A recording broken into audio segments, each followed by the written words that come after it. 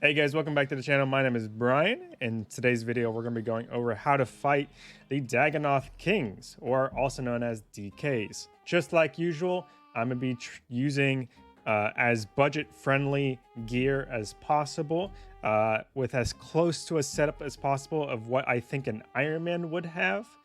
So keep that in mind. If there's any exceptions, I'll point them out. So without further ado, let's go ahead and jump right into my gear setup. So we have the Slayer helm. You are probably going to be doing this on a Slayer task because Dagannoths are very frequent to get for Slayer Masters. We do have a Fire Cape. It's mainly there for the defense levels. One thing I do want to point out before I explain the rest of the gear real quick is that the two most important stats that you have to pay attention to are your range defense and your magic defense. Those are the two most important stats. There are a lot of minions down by the DKs, okay? Even in their lair where you go to fight them, there are minions attacking you from the sides. And they do range and magic damage. So these two, you want to get them as high as possible, so that way you can take as little damage as possible. It's also worth noting that your defense level is also going to be playing a factor on how often you will get hit by the minions, so keep that in mind. With that being said, your setup is prioritized with defense in mind for the most part, with most of your damage coming from just your weapon and your offhand slot. So we have a Fire Cape. Has good defenses bonuses while also providing decent attack bonuses. We have an Amulet of Glory, same reason. I have a Dragon Defender, for obvious reasons, helps with the extra DPS. For your primary bulk of your defense is going to be coming from your body and leg slot, in which case I highly recommend, almost would say it's a requirement, almost.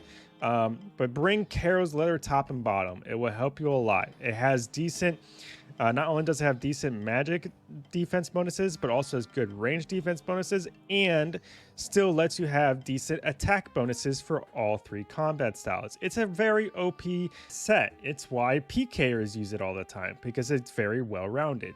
Use Karo's. For the hand slot, we have Barrow's Gloves. You get this from finishing the Recipe for Disaster quest. Same thing all around. It's a well-rounded hand slot. For the boots section, I have the Rogue Boots. Okay, it's the only free, the free pair of boots that you can get decent magic and range defenses. All right, I'll go into upgrades you can make in a second, especially if you're a main account and you can just automatically buy them. But for the ring slot, the best you can do with this setup, at least, is the Lunar Ring. That's the only free to get ring you can obtain. This provides both magic accuracy and magic defense. Not a lot, but at least it's something. Okay. In terms of upgrades, it's very simple. The Slayer Helm can be upgraded if you're not on a Slayer task. If you're on a Slayer task, just stay in the Slayer's Helm. But if you're not on a Slayer task, you can upgrade the Slayer Helm into a Serpentine Helm, because it does provide better defensive bonuses and better melee strength as well. For the next slot, you can upgrade from the Glory to an Amulet of Fury. Same thing. It's basically, the Amulet of Fury is basically the next slot version of the Barrow's Gloves. It's very well rounded. It has a lot of defense bonuses. For the melee weapon, okay, your melee weapon, just use whatever the best you have. I know not every Iron Man's going to have a Fang. It's only because of the fact that there's not really any options in terms of a free to get melee weapon in the game. So just use whatever the best you have for any Iron Man out there, and same thing goes for any main accounts out there. Just use your best melee weapon.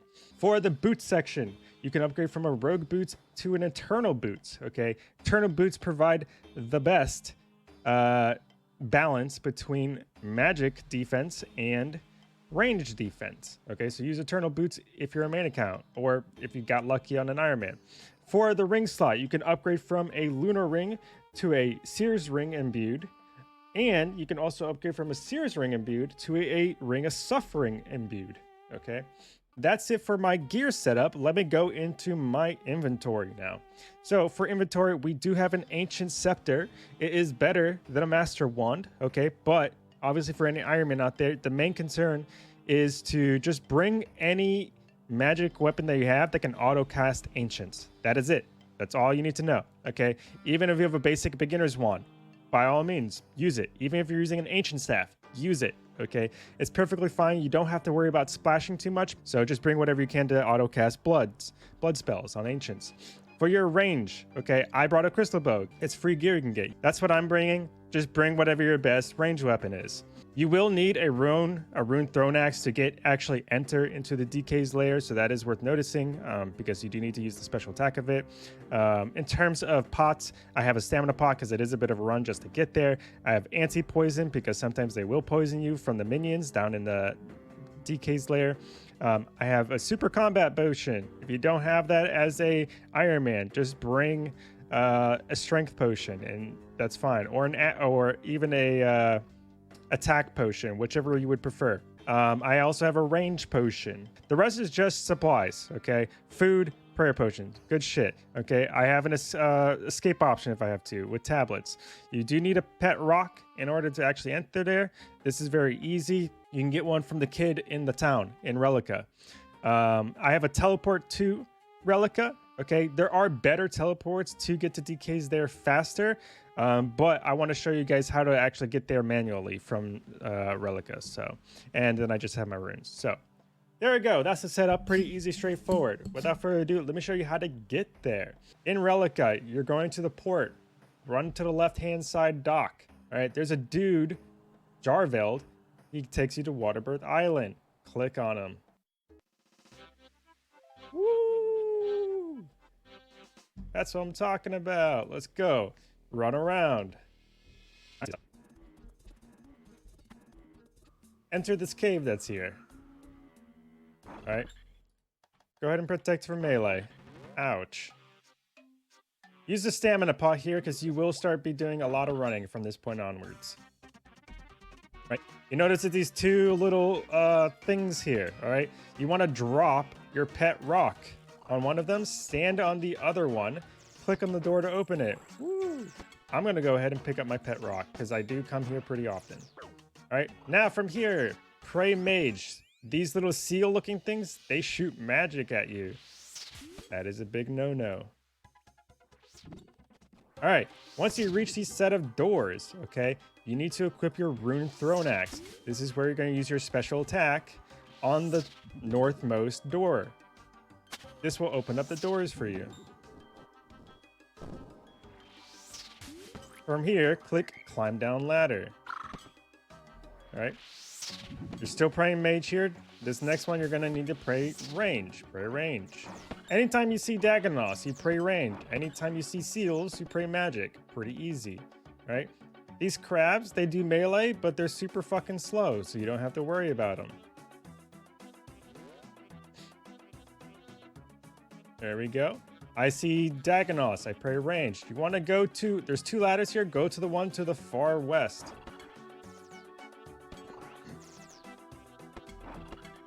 Okay. I see seals. I pray magic. Climb up this ladder. Most of the route's pretty straightforward because there's only one ladder in each of these rooms. Keep going. Just keep going forward. Don't stop. Again, going down this ladder. There's could be more Dagannoths down here. There you go. Pray range. I see Dagannoths. I pray range. Climb up the ladder at the very end of this room. Or tunnel, whatever you want to call it. To reach the room. Keep going.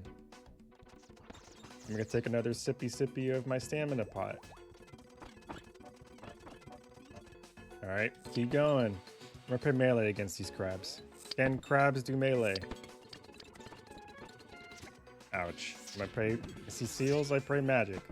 Alright, so this ladder here, this is where the DKs are going to be situated. You can click on step over rock over here to enter this safe spot. This is a safe area, okay? Keep in mind that sometimes the DK or the Dagannoths or the seals will follow you. If you stand over to the side over here, they will sometimes shoot over the rock, so please keep that in mind.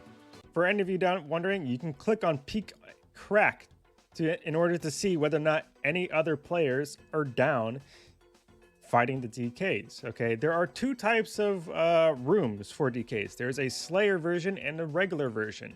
If you right click on the ladder, you can click on each one respectively. Standard DK's ladder, Slayer King's ladder, okay? This lets you see who's in both.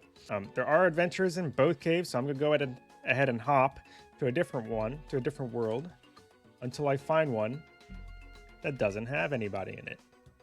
Okay, no one's in the standard cellular cave in this world, so I'm gonna go ahead and give it a shot. From here on out, I'm gonna start off. I'm gonna go ahead and eat my anglerfish for that extra HP. I'm gonna pray range against this. Okay, I guess. Well, hold on.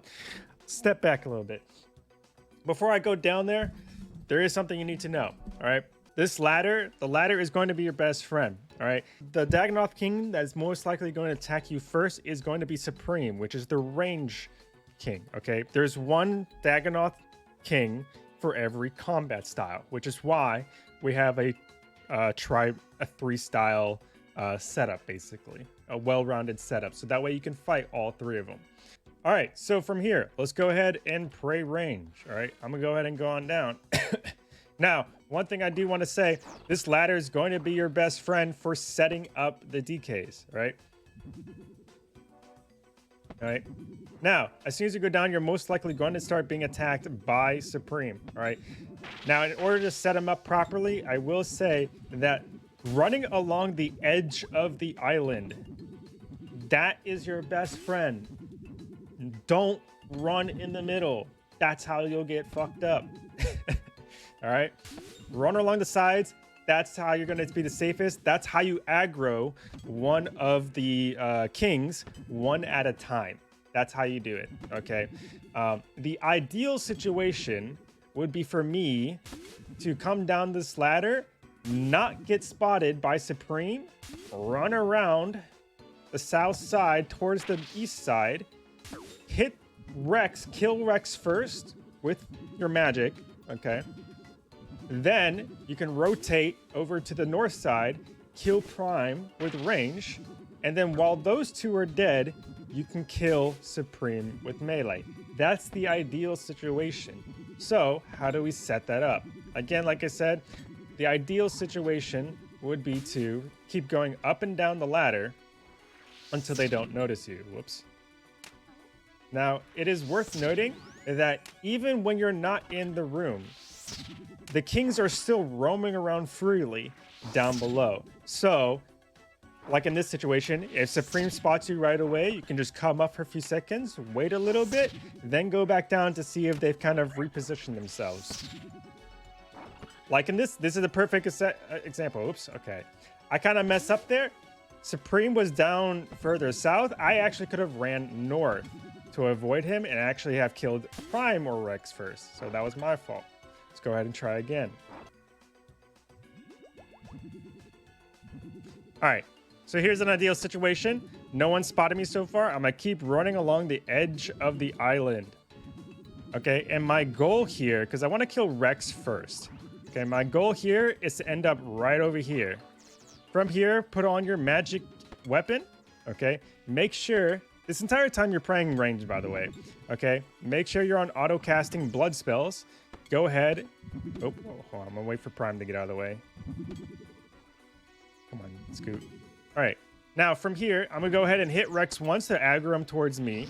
You'll see I have these markers tiles, these tile markers marked. This is where you can set up a safe spot for Rex. Right? Bring him towards this south side of the room, or this east side, I should say. Then you want to run over to where these tiles are. This will set up the safe spot. There you go. Congratulations. You don't have to worry about getting hit by Rex anymore at all whatsoever. Okay, from here, you can just keep casting magic spells at him. Like I said before, Rex's defense levels for magic is super low, so you're practically guaranteed to hit him, even if you have negative magic accuracy attack bonus. So this is where I got poisoned. Like I said before, these minions on like the water area, the edge of the room, they will sometimes poison you. That's why we had the anti-poison. Just keep going until Rex is dead. Okay. As soon as we're done with Rex, we're gonna go ahead and set up to try and kill Prime. By the way, when you're doing, as long as you follow what I say, you don't have to worry about the other kings coming to attack you, because they each have like their own little territories within the island. Rex tends to roam like this area, Prime tends to roam like this area, Supreme tends to roam like this area. It's like they're like own little quadrants of the island. All right, so we're gonna go ahead and equip my range bow. Okay, I'm gonna put on rigor, whatever your best. If you need to use eagle eye, I'm gonna use my range pot. I'm gonna put on long range, and then I'm gonna attack prime. Okay, this will let me be able to attack prime without having to worry about. Let me see if I can get him to walk towards me a little bit. Walk further away. Oh wait, my bad. You have to be praying magic. I forgot to say that. Pray magic against prime. All right. There we go. And now we just long range them the entire fight. The entire reason why we want to have even range and magic defenses bonus as much as possible is because even when we're praying range or magic, these minions on the side will still be attacking with both range and magic. Okay, so you can see that this guy right here, he's shooting magic at me, but these guys are shooting range. So it's just to make sure you're not getting nicked constantly from the minions. That's the whole reason why you want a decent amount of range and magic defense. And as you can see, we're just killing prime pretty well.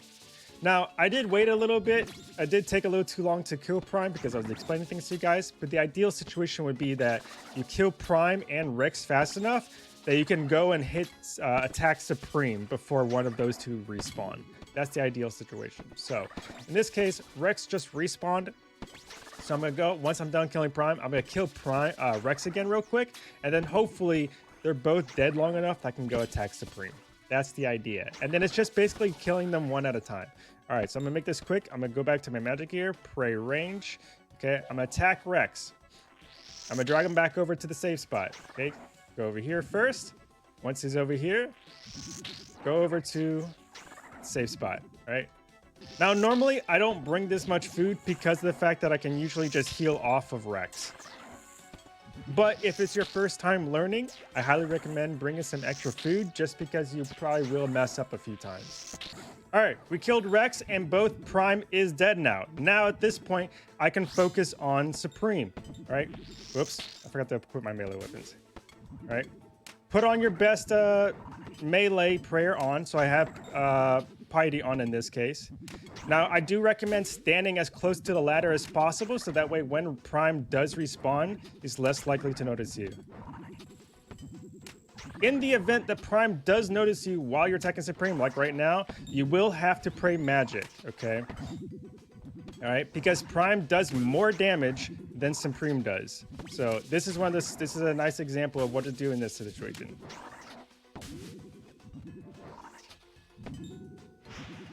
All right, so now we killed Supreme, and now we can just reset. Put on my range gear. Oops, pray magic. Go back to the spot I was at before. All right, be on long range, rinse and repeat. This is how you set it up. It's pretty easy. As long as you kill them one by one, you basically just end up rotating between all three of them. All right, so that's it for today's guide on how to fight and set up the Dagannoth Kings. Hope you guys enjoyed the video. Go ahead and let me know what you guys' thoughts are in the comment section down below. I'm really enjoying making these guides. You guys seem to be enjoying them as well. If you have any suggestions, ideas on what type of guide videos or any type of videos for that matter you would like to see from me, go ahead and let me know in the comment section down below. By the way, I will go ahead and leave the tile markers inside the DK room down in the description below if you're looking for that. But other than that, if you enjoyed the video, please leave a like, subscribe, and hit that bell button. It's the best way I know when I upload more videos such as this one. My name is Brian from It's Brian IRL, and I'll see you guys in the next video. Peace.